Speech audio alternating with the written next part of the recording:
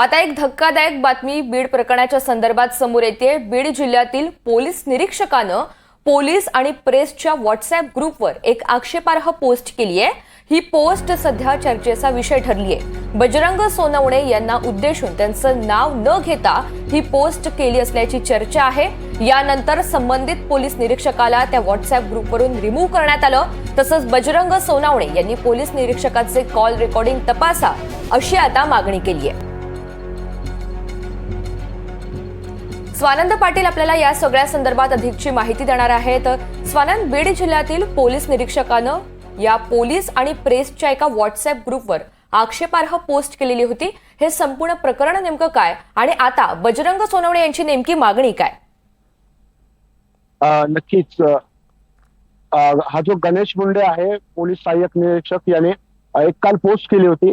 याआधी बजरंग सोनवणे यांनी दिल्लीमध्ये थेट मानव आयोगाकडे तक्रार करत जिल्ह्यातील दोन पोलीस सहाय्यक निरीक्षकांची कॉलची रेकॉर्डिंग तपासण्याची मागणी केली होती।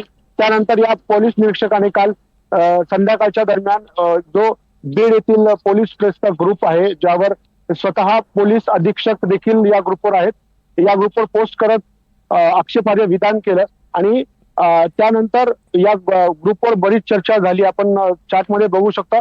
आणि एकंदरीतच त्यानंतर या ग्रुपमधून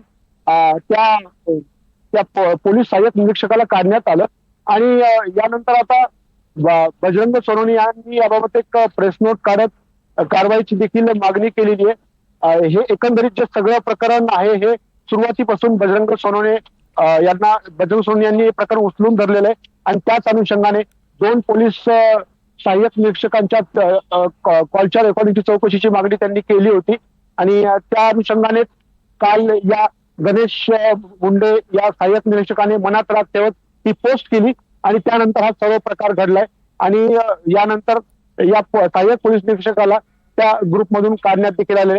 आता आज सगळ्या प्रकरणावर जे बीडचे नवीन पोलीस अधीक्षक आहेत नवनीत कावत, ते काय ऍक्शन घेतात हे आपल्याला पाहणं महत्वाचं ठरणार आहे। स्वानंद, या सगळ्या संदर्भात, या घटनेसंदर्भात पोलीस निरीक्षकाचं त्याचं म्हणणं काय आहे? त्यांची काय बाजू समोर येऊ शकली आहे का? आणि अद्याप त्यांची बाजू समोर येऊ शकली नाहीये। काल रात्रीचा हा सर्व प्रकार आहे।